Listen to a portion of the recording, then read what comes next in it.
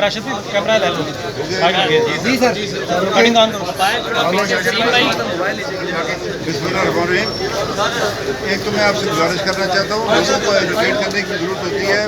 یہ جو 24 کا جو زلزلہ ہے، یہ اس کا آفٹر شاک سے ہی آتے رہتے ہیں کچھ عرصے کے لیے. تو یہ گھبرائیں نہیں آپ اور پینک نہ کریں.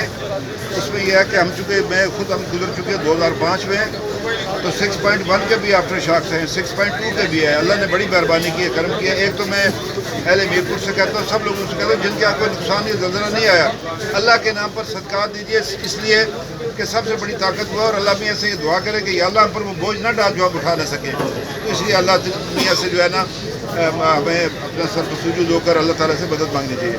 ابھی یہ جو کوئی کا اس کا آفٹر شاک تھا 4.8 کا، میں اس کو شہید چوک کے اندر تھا. زیادہ کیسز ٹراما کے ہیں.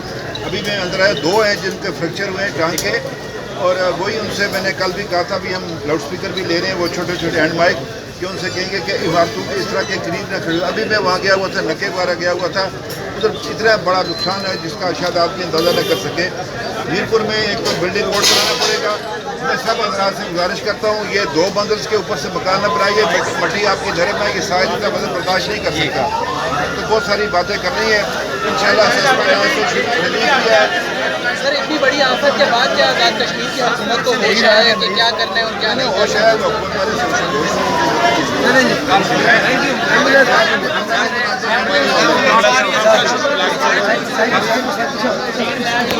تاثیر عثمانی ضلع بنبرپول، رپورٹر دانش علی.